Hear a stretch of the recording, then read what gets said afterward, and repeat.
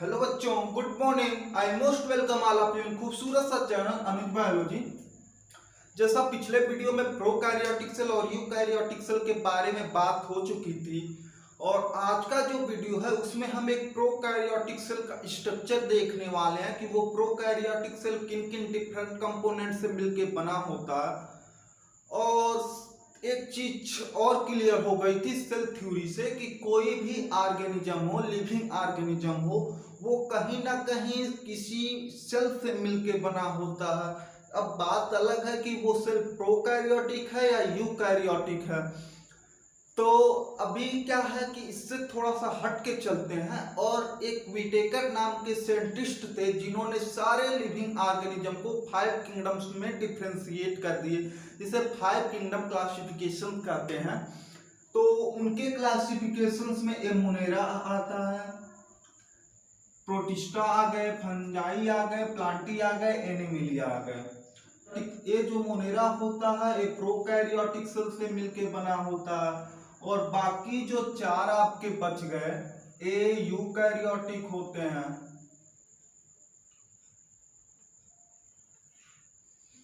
अब आपके मोनेरा में बैक्टीरिया,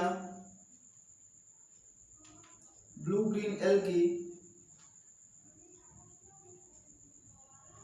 और पीपीएलओ, या हम इसी को माइकोप्लाज्मा भी बोलते हैं।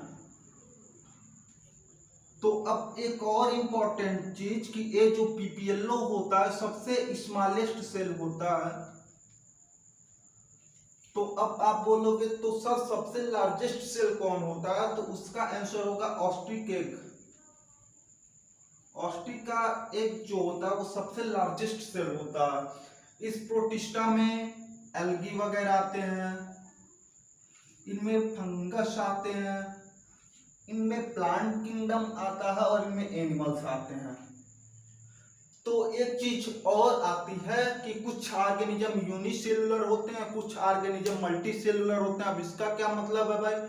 यूनिसेलुलर मींस उस ऑर्गेनिज्म के पास ओनली वन सेल होगा, एक सेल से मिलके वो बना होगा, और वही एक सेल उसके लिए सारे फंक्शंस करेगी, फिजियोलॉजिकल प्रोसेस के लिए रिस्पॉन्सिबल होगा, चाहे बात रेस्पिरेशन की हो, डाइजेशन की हो, एक्सक्रीशन की हो, सारे काम उस एक ही सेल के थ्रू होना है। और मल्टी सेलुलर क्या होता है, जिसके एग्जाम्पल हम लोग हैं, हम लोगों में हर एक स्पेशल फंक्शंस के लिए स्पेशल सेल होता है। सर जो सेल डाइजेशन का काम कर रहा है वो सेल एक्सक्रीशन का काम नहीं करेगा। तो हम लोग जो है वो मल्टी सेलुलर ऑर्गेनिज्म है। तो इनके क्लासिफिकेशन में ये जो मोनेरा था ये यूनिसेलुलर था, और प्रोटिस्टा में कुछ यूनिसेलुलर थे और कुछ मल्टीसेलुलर थे, और बाकी जो 3 बच गए ये आपके मल्टीसेलुलर थे। तो एक चीज क्लियर हो गई कि यूनिसेलुलर किसे कहते हैं, मल्टीसेलुलर किसे कहते हैं। अब एक चीज और आप इस क्लासिफिकेशन में नहीं देख पा रहे होंगे, जो है वायरस, जो कि प्रेजेंट टाइम में एक कोरोना वायरस जो है पूरे वर्ल्ड को डिस्टर्ब कर रखा है। तो वायरस का इस क्लासिफिकेशन में कहीं जगह नहीं है। ऐसा क्यों है भाई? देखिए, जो वायरस होता है वो नॉन सेलुलर स्ट्रक्चर्स होता है। नॉन सेलुलर मतलब वह सेल से मिलके नहीं बना होता है, और वो लिविंग भी नहीं होता है। कनेक्टिंग लिंक होता है between the living and non living, यानी कि अगर वो कहीं इन्वायरमेंट में पाया जाएगा तो वो नॉन लिविंग का बिहेव करेगा, और जैसे ही वो किसी लिविंग ऑर्गेनिज्म के कांटेक्ट में आता है तुरंत लाइव हो जाता है। इसलिए वायरस को connecting link between living and non living कहा जाता है। यही रीजन है कि उस वायरस को इस 5 किंगडम क्लासिफिकेशन में कहीं जगह नहीं मिला। वैसे इस 5 किंगडम क्लासिफिकेशन को हम बायोलॉजिकल क्लासिफिकेशन में बात करने वाले हैं, लेकिन अभी आप एक छोटा सा आउटलाइन जान गए कि कौन सा किंगडम प्रोकैरियोटिक से मिलके बना होता है और कौन सा किंगडम यूकैरियोटिक सेल से मिलके बना होता है। अब जो मेन आज का टॉपिक है वो है बैक्टीरिया या प्रोकैरियोटिक सेल का स्ट्रक्चर। बैक्टीरिया प्रोकैरियोटिक का ही स्ट्रक्चर है, तो बैक्टीरिया का ही एग्जांपल लेके हम प्रोकैरियोटिक सेल का स्ट्रक्चर देखने वाले हैं। तो एक चीज और आप लोग जान लीजिए, बैक्टीरिया कई शेप के हो सकते हैं, या तो वो राउंड स्फेरिकल हो जिसे फोकस बोला जाता है, या रॉड शेप हो जिसे बैसिली बोला जाता है, या कॉमा शेप हो जिसके एग्जांपल विब्रियो है जिससे कॉलरा डिजीज होता है, तो ये बहुत मॉर्फोलॉजिकल डिफरेंट होते हैं बैक्टीरिया, इसको भी हम मॉर्फोलॉजी में देखेंगे। लेकिन अभी आप एक बात जान लीजिए कि इन तीनों में से किसी का भी अगर हम माइक्रोस्कोपिक स्टडी करें, माइक्रोस्कोप से देखें, तो सबका जो इंटरनल स्ट्रक्चर था वो सेम दिखने वाला, क्योंकि है तो सब बैक्टीरिया ही ना। तो अब हम एक बैक्टीरिया का स्ट्रक्चर देखेंगे, माइक्रोस्कोपिक स्ट्रक्चर देखेंगे। फोकस को या बैसिली को या विब्रियो का अगर हम माइक्रोस्कोपिक स्टडी करें तो कुछ ऐसा स्ट्रक्चर्स आपको दिखने वाला है। इसमें क्या होगा कि सबसे आउटर मोस्ट किसी भी प्रोकैरियोटिक सेल का जो 3 प्रोटेक्टिंग लेयर्स होता है वो क्या क्या होता है। मेरे कहने का मतलब कोई भी प्रोकैरियोटिक सेल होता है वो बाहर से 3 प्रोटेक्टिंग लेयर से घिरा होता है। उनमें जो सबसे आउटर मोस्ट लेयर होता है वो स्लाइम लेयर होता है, जो कि पॉलीसेक्राइड से मिलके बना होता है। पॉलीसेक्राइड क्या होते हैं, इसके लिए इस चैनल के प्लेलिस्ट में जो कार्बोहाइड्रेट से रिलेटेड वीडियो है उसको आपको देखना पड़ेगा। खैर थोड़ा सा जान लेते हैं। जब बहुत सारे मोनोसेक्राइड मिलके पॉलीसेक्राइड बनाते हैं तो ये पॉलीसेक्राइड से स्लाइम लेयर बन गया। अब स्लाइम लेयर अगर किसी भी नाइट्रोजनस कंपाउंड जैसे अमीनो एसिड से रिएक्ट कर जाता तब ये और टफ बन जाता और तब इसे हम कैप्सूल कहते हैं। जिन बैक्टीरिया में कैप्सूल पाया जाएगा उसे कैप्सुलेटेड और जिनमें नहीं पाया जाएगा उसे नॉन कैप्सुलेटेड कहते हैं। दूसरी प्रोटेक्टिंग लेयर के बारे में बात करते हैं जो सेल वॉल होता है, जो पेप्टाइडोग्लाइकेन से मिलके बना होता है। अब ये पेप्टाइडोग्लाइकेन क्या होता है, पेप्टाइडोग्लाइकेन भी एक टाइप का कार्बोहाइड्रेट है जो कि N acetyl glucosamine, N acetyl muramic acid और polypeptide chain of amino acid से मिलके बना होता है। एक बात अलग है कि यूकैरियोट में जो सेल वॉल होता है वो सेलुलोज या काइटिन से मिलके बना होता है। लेकिन अभी बात हम प्रोकैरियोटिक सेल के बारे में बात कर रहे हैं, तो इसका जो सेल वॉल होता है वो पेप्टाइडोग्लाइकेन का बना होता है। अब सबसे इनर मोस्ट जो प्रोटेक्टिंग लेयर होती है वो होता है आपका सेल मेम्ब्रेन। खैर यूकैरियोट के एनिमल सेल का सबसे आउटर मोस्ट लेयर होता है, लेकिन यहाँ ये सबसे इनर मोस्ट सेल होता है और कंपोजिशन में कुछ ज्यादा डिफरेंस नहीं होता है। दोनों में फास्फोलिपिड बाई लेयर का मिलके बना होता है। फर्क सिर्फ इतना होता है कि प्रोकैरियोट में स्टेरॉल एब्सेंट होता है और यूकैरियोट में स्टेरॉल पाया जाता है जो कि एक रिसेप्टर है। अब एक चीज और आपको देखने को मिल रहा होगा कि ये जो सेल मेम्ब्रेन है जगह जगह फोल्ड होकर फिंगर लाइक प्रोजेक्शन बना रहा है। अब इसकी क्या जरूरत पड़ गई भाई, क्यों प्लाज्मा मेम्ब्रेन या सेल मेम्ब्रेन को जगह जगह फोल्ड होना पड़ा। तो देखिए यूकैरियोट के केस में जब हम बात करेंगे तो उसमें double membranous cell organelle, mitochondria, chloroplast पाए जाते हैं। इनमें जो माइटोकॉन्ड्रिया होता है उसे power house of the cell बोलते हैं, क्योंकि सेलुलर रेस्पिरेशन से रिलेटेड जितने भी एंजाइम्स हैं वो उस माइटोकॉन्ड्रिया के अंदर पाया जाता है। लेकिन सारे मेम्ब्रेन बाउंड स्ट्रक्चर प्रोकैरियोटिक में तो कंप्लीटली एब्सेंट होते हैं। तो क्या इसका मतलब यह है कि प्रोकैरियोट में रेस्पिरेशन होता ही नहीं? इनमें भी रेस्पिरेशन होता है और उसके रिलेटेड जितने भी एंजाइम्स हैं वो इसी मीजोसोम में पाए जाते हैं जो सेल मेम्ब्रेन के फोल्ड से बना है। तो एक बात क्लियर हो गई।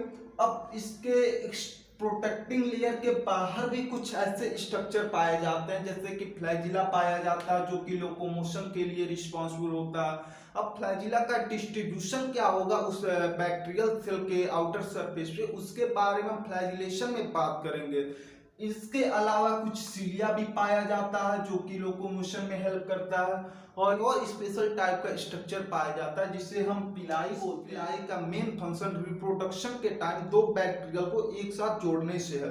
तो अब एक्सटर्नल लगभग हम लोग कवर कर चुके हैं। बात करते हैं इसके साइटोप्लाज्म में पाए जाने वाले कंपोजिशन की। इसके साइटोप्लाज्म में भी बहुत सारे स्ट्रक्चर पाए जाएंगे except double membranous cell organelle. Double membranous जो भी स्ट्रक्चर है वो केवल नहीं पाए जाएंगे, बाकी सारी चीजें पाई जाएंगी।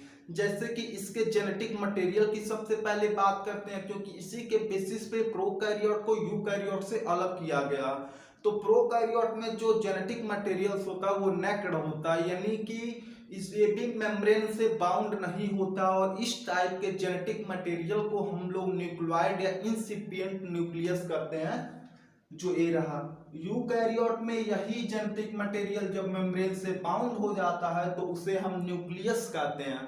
अब बात आती है कि अगर इसका जेनेटिक मटेरियल डीएनए होगा तो उससे ट्रांसक्रिप्शन के थ्रू आरएनए का फॉर्मेशन होगा, फिर आरएनए से ट्रांसलेशन के थ्रू प्रोटीन बनेंगे। तो इस डीएनए के हेल्प से आरएनए भी बन गया, दिस इज एमआरएनए। अब देखिए ये ट्रांसलेशन और ट्रांसक्रिप्शन क्या होता है, इसके बारे में हम मॉलिक्यूलर जेनेटिक के चैप्टर में डिस्कस करेंगे, लेकिन अभी थोड़ा सा जान लें। ट्रांसक्रिप्शन मीन्स डीएनए से आरएनए का बनना और ट्रांसलेशन मीन्स आरएनए से प्रोटीन का बनना। तो अभी हम जेनेटिक मटेरियल्स और आरएनए के बारे में जान लिए। अब इस आरएनए से प्रोटीन बनाने के लिए जो सेल ऑर्गेनेल रिस्पॉन्सिबल होता है उसे हम राइबोसोम बोलते हैं।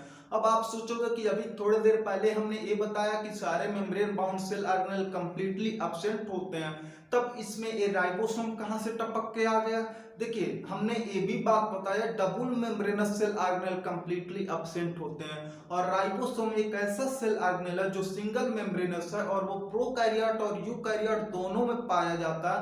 थोड़ा सा डिफरेंस तो जरूर होता है, प्रोकैरियोट में वो राइबोसोम 70 होता है और यूकैरियोट के केस में वो राइबोसोम 80 होता है। तो जेनेटिक मटेरियल, एमआरएनए, राइबोसोम, तीन कंपोजिशन के बारे में बात कर लिए। और यही राइबोसोम जब एक साथ क्लस्टर बना लेते हैं, गुच्छा बना लेते हैं, तब उसे हम पॉलीराइबोसोम बोलते हैं। अब बात आती है कि अगर किसी भी ऑर्गेनिज्म को, लिविंग ऑर्गेनिज्म को लाइव रहना है तो उसके लिए ऑक्सीजन और न्यूट्रिशन दो चीजों की बेहद जरूरत होती है। तो ऑक्सीजन तो हमें मीजोसोम से रेस्पिरेशन के थ्रू मिल गया। बात करते हैं न्यूट्रिशन की। तो देखिए न्यूट्रिशन के बेसिस पे ऑर्गेनिज्म को दो पार्ट में डिवाइड करते हैं, एक ऑटोट्रॉपिक, एक हेटेरोट्रॉपिक। ऑटोट्रॉपिक मीन्स वो ऑर्गेनिज्म अपने फूड को सेल्फ प्रिपेयर कर लेते हैं, जैसे प्लांट्स हो गए। और हेटेरोट्रॉपिक मतलब कि हम लोग जैसे प्लांट पे डिपेंड रहते हैं, तो हम लोग हेटेरोट्रॉपिक हैं। तो बात आती है बैक्टीरिया कैसा होता है भाई। बैक्टीरिया प्रोकैरियोट सेल जो है वो ऑटोट्रॉपिक के साथ साथ हेटेरोट्रॉपिक भी होता है। तब बात आती है कि ऑटोट्रॉपिक कैसे होता है, क्योंकि ऑटोट्रॉपी के लिए जो सबसे इंपॉर्टेंट सेल ऑर्गेनेल है क्लोरोप्लास्ट, वो तो डबल मेम्ब्रेनस है, वो इसमें पाया नहीं जाएगा। तो इसके लिए क्लोरोप्लास्ट के अंदर जो क्लोरोफिल पाया जाता है और उसी से फोटोसिंथेसिस के थ्रू फूड का फॉर्मेशन होता है, वो क्लोरोफिल इनमें मीजोसोम के अंदर ही पाए जाते हैं, दिस इज क्लोरोफिल। और ऐसे मीजोसोम को हम लोग क्रोमैटोफोर बोलते हैं। तो न्यूट्रिशन भी हो गया। अब जब न्यूट्रिशन हो जाएगा तो इसके सेल्स के अंदर, साइटोप्लाज्म के अंदर कुछ स्टोरेज फूड मटेरियल भी होगा, this is storage food materials. अब इस साइटोप्लाज्म में सारी चीजें हम लोग जान गए, और सबसे इंपॉर्टेंट चीज के बारे में अब हम लोग बात करने वाले हैं। This is very very important topic, इससे बहुत सारे क्वेश्चंस आते हैं। खैर क्वेश्चन तो सारे प्रोकैरियोटिक सेल से आते हैं, लेकिन इससे कुछ ज्यादा ही क्वेश्चन आते हैं, और वो टॉपिक है प्लाज्मिड। प्लाज्मिड क्या होता है भाई। Plasmid is the extra chromosomal non essential for bacteria. Extra chromosomal और नॉन इसेंशियल कहने का मतलब कि देखिए इसका जेनेटिक मटेरियल तो पहले से पाया जा रहा है, इसके अलावा भी एक जेनेटिक मटेरियल पाया जाता है जो कि डीएस डीएनए होता है, डबल स्टैंडर्ड डीएनए होता है। और नॉन इसेंशियल का मतलब जब इस प्लाज्मिड को कभी बाहर भी निकालने सेल से, तब भी ये सेल इजीली लाइव करेगा।